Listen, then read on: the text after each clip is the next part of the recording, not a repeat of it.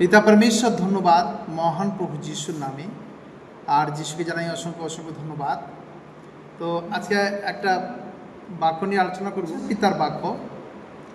আমরা প্রত্যেকে বুঝতে পারছি যে পরিস্থিতি আসছে আজকে, সেই পরিস্থিতিতে চার্চ চলতে পারে, নাও চলতে পারে।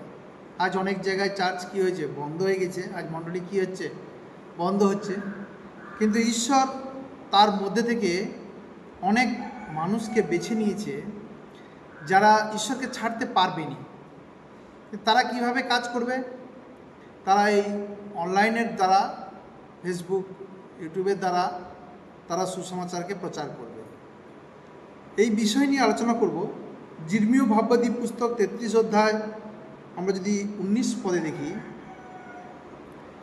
যে পরে জির্মীয়র নিকটে সদাপ্রভুর বাক্য উপস্থিত হইল, যথা সদাপ্রভু কহেন, তোমরা যদি দিবস সম্বন্ধীয় আমার নিয়ম কিংবা রাত্রি সম্বন্ধীয় আমার নিয়ম এরূপ ভঙ্গ করিতে পারো যে যথাসময় দিবস কি রাত্রি না হয়। তার মানে ঈশ্বর এখানে কথাটা বলছে জির্মীয় প্রফেটের দ্বারা, যে এই যে দিন হয়, এই রাত্রি হয়, এটাকে যদি তোমরা ভাঙতে পারো, যে আজ দিন রাত্রি হয়ে যাবে, রাত দিন হয়ে যাবে, এটাকে যদি তোমরা ভাঙতে পারো, তখন আমি বলবো যে আমার বাক্য ভুল আছে। কারণ ঈশ্বরের বাক্য অনন্তকাল স্থায়ী। মানুষ হয়তো মণ্ডলী বন্ধ করে দিতে পারে, মানুষ হয়তো আশা বন্ধ করে দিতে পারে, ঈশ্বরকে ছেড়ে দিতে পারে, কিন্তু ঈশ্বরের বাক্য যেমন সূর্য সত্য, যেমন অন্ধকার সত্য, সেরকম ঈশ্বরের বাক্য সারা জীবন থাকবে। তারপরে বলছে, তবে আমার দাস দাউদের সহিত আমি যে নিয়ম আছে তাহাও ভঙ্গ করা যাইবে। বলছে যদি সূর্য আর চন্দ্র যদি ভাঙা যায়, মানে এর দিন আর রাত যদি চেঞ্জ করা যায়, তাহলে দাউদের সঙ্গে যে নিয়ম করা হয়েছে, আমি যেটা করেছি সে অটল, সেটা তো ভাঙা যায় না, কিন্তু সেটাও ভাঙা যাবে। হ্যাঁ না? সিংহাসনে বসিতে তাহার বংশজাত লোকের অভাব হইবে, এবং আমার লেবীয় বিচার যাজক সহিত কিন্তু আমার নিয়মও ভঙ্গ করা হইবে।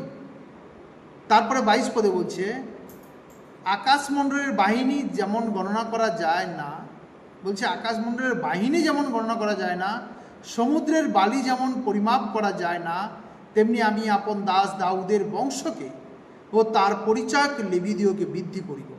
তার মানে এখানে মণ্ডলী হয়তো বন্ধ হতে পারে, চার্চ বন্ধ হয়ে যেতে পারে, কিন্তু ঈশ্বর বলছে আমি আমার যাজকদেরকে বালিকে যেমন গিনা যায় না, সেরকমভাবে আমি আমার মণ্ডলীর যে পাস্টার, লিডার, আগু ভাই, দাদা ভাই, তাদেরকে এইভাবে আমি গড়ে তুলব যে তারা কি হবে, অসংখ্য হবে।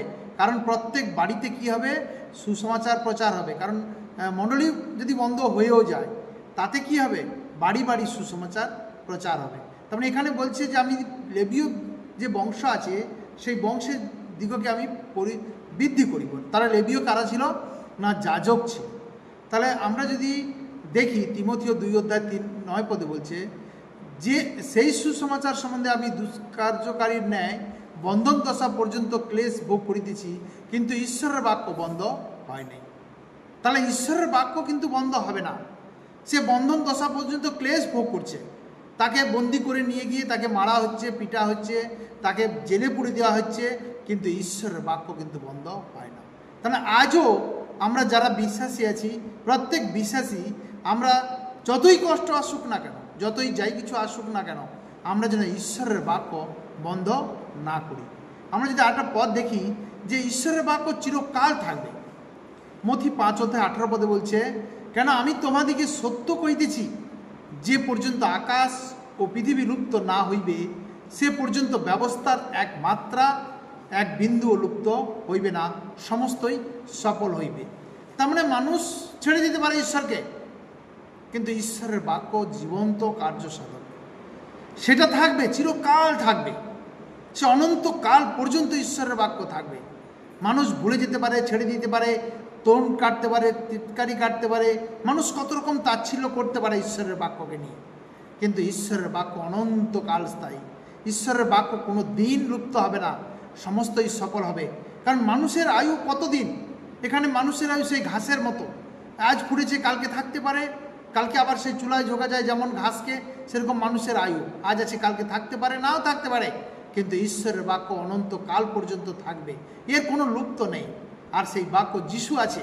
আমরা যদি দেখি যে যোহন 17:3 বলছে, আর ইহাই অনন্ত জীবন, যে আমরা তোমাকে একমাত্র সত্যময় ঈশ্বরকে এবং তুমি যাহাকে পাঠাইয়েছ তাহাকে যীশু খ্রিস্টকে জানিতে পাই।